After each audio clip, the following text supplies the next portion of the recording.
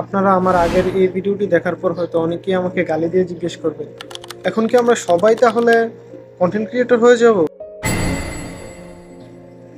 আগে শুনুন ভাই, আমার এই কন্টেন্টটা দেখার পর যদি আপনার মনে হয় যে হ্যাঁ আমি ভুল বলেছি, তাহলে আপনি আমাকে একটা গালি দিয়ে চলে যান। আগে আমার এই ভিডিওটা দেখেন। আগের ভিডিওটার মূল উদ্দেশ্য বুঝতে হলে আপনাকে অবশ্যই আমার এই ভিডিওটা দেখতে হবে। দেখুন ভাই, আমি আগের ভিডিওতে কিন্তু বলেছিলাম আপনারা আপনাদের নিজের ব্র্যান্ডিং বাড়ানোর জন্য, নিজের পরিচিতি বাড়ানোর জন্য ভিডিও বানান, আপনাদের পেশা হিসেবে ভিডিও বানান, এটা কিন্তু আমি বলিনি। আমি কিন্তু এমনটা মিন করে নিই আপনি একটা ভিডিও বানাতে গিয়ে ছাপড়ি হয়ে যাবেন, আপনি কন্টেন্ট ক্রিয়েটর নামে ছাপড়ি হয়ে যেতে বলি নাই, বা আপনি কন্টেন্ট ক্রিয়েটর হইতেও বলি না। আমি বলছি আপনি ডাক্তার হন, ইঞ্জিনিয়ার হন, ব্যবসায়িক হন, যাই হন না কেন, ওই জায়গায় কীভাবে আপনার কাজগুলো সবার সামনে তুলে ধরতে পারেন সেটা চিন্তা করেন। আমার আগের ভিডিওর মূল উদ্দেশ্য সঠিকভাবে বুঝতে গেলে আমার এই ভিডিওটা শেষ পর্যন্ত দেখুন। তার আগে কিছু কথা বলিনি। যারা 2021 সালে ফেসবুকে অ্যাক্টিভ ছিলেন তারা অবশ্যই একটা বিষয় জানেন, আবু তহ মোহাম্মদ আদনান হুজুর আমাদের মাঝ থেকে হারিয়ে গিয়েছিল বা তাকে গুম করা হয়েছিল।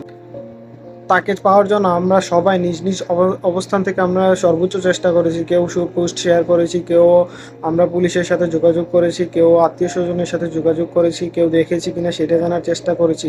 আমরা কিন্তু তাদের জন্য অনেক আপ্রাণ চেষ্টা করছি তাকে ফিরে পাওয়ার জন্য। অবশেষে আমরা সফলও হয়েছি, আমরা তাকে ফিরে পেয়েছি গুম হওয়ার পরে। ওনার প্রতি এত আবেগ ভালোবাসা কোথা থেকে এসেছিল আপনারা বলতে পারবেন? তার উত্তর অবশ্যই হবে এটা যে তার আগের বক্তৃতা, তার গুম হওয়ার আগের কিছু বক্তৃতা আমাদের হৃদয়ে গেঁথে গিয়েছিল।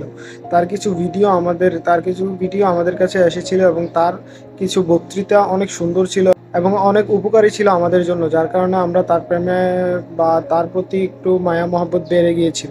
তিনি গুম হওয়ার পর সারা বাংলাদেশে পরিচিতি পান এবং তিনি ফিরে আসার পর কিন্তু তাকে আর পিছনে ফিরে তাকাতে হয়নি, তাকে আর ওই টিনের মসজিদে গিয়ে বক্তৃতা দিতে হয়নি। তারপর থেকে তিনি আমাদের হাজারো যুবকের আইডল হয়ে পড়েছেন।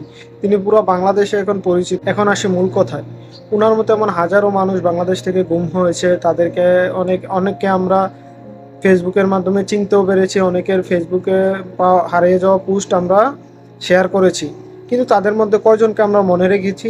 কিন্তু আবু তহ মোহাম্মদ আদনান হুজুরকে এখনো মনে রাখে না এমন কোনো যুবক নেই। প্রত্যেকটা যুবকের প্রায় প্রত্যেকটা যুবকের আইডল এখন আবু তহ মোহাম্মদ আদনান হুজুর। এর কারণটা কি? এর কারণটা যদি আমি বলি, এর কারণটা হচ্ছে ওনার বক্তৃতা, ওনার ইলম, ওনার জ্ঞান আমাদের মাঝে প্রকাশ পেয়েছে, যার কারণে আমরা ওনার প্রতি এতটা আকৃষ্ট হয়েছি তার বক্তৃতা দেখে। এখন আপনি আমাকে বলুন, এই যে ওনার বক্তৃতা দেখলাম, কিভাবে দেখলাম? আমরা ওনার ভিডিও মাধ্যমে।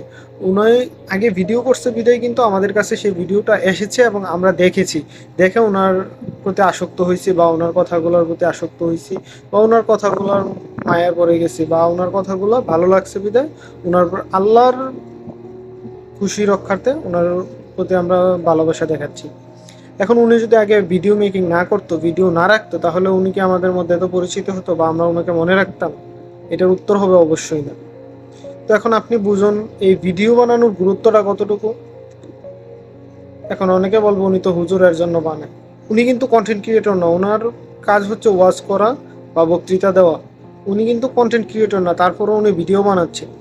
এমন অনেক উদাহরণ আপনাকে দেওয়া যাবে যারা পেশা কন্টেন্ট ক্রিয়েশন না, কিন্তু কন্টেন্ট ক্রিয়েশন বা ভিডিও করার মাধ্যমে অনেক পরিচিতি পেয়েছে, অনেক মানুষের ভালোবাসা পেয়েছে। এমন হাজারো উদাহরণ রয়েছে। যেমন ধরেন আমাদের বিসমিল্লাহ এগ্রোর সাইফুল ভাই, উনার পেশা কিন্তু আসলে উনি একজন খামারি বা এগ্রো ফার্মের মালিক, কিন্তু উনি আমাদের মাঝে যে এত পরিচিতি পেয়েছে তার কারণটা কি? ভিডিও মেকের মাধ্যমে কিন্তু উনি আমাদের মাঝে পরিচিতি পেয়েছে। একবার কিবরিয়া ভাইয়ের শোর মধ্যে গিয়েছিল আমাদের বিসমিল্লাহ গ্রুপ সাইফুল ভাই। ওইখানে উনি একটা কথা বলেছিলেন যে আমি যে ভিডিও মেক করি এটা আমাদের মনিটাইজেশনের মাধ্যমে কত টাকা আসছে সেটা ম্যাটার করে না, এটাতে আমার যে উপকারটা হচ্ছে সেটা ম্যাটার করে। কি সে উপকার? সেটা হচ্ছে উনি যদি 15 কেজি বা 20 কেজি ঘি বানায়, ওনার অর্ডার আসে 15,000 কেজি বা 1500 কেজির।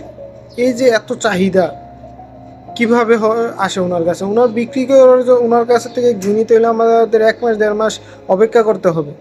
কেন? ওনার পরিচিতি বেশি, ওনার প্রতি মানুষের বিশ্বাস বেশি, যার জন্য ওনার থেকে মানুষ প্রোডাক্ট কিনে বেশি।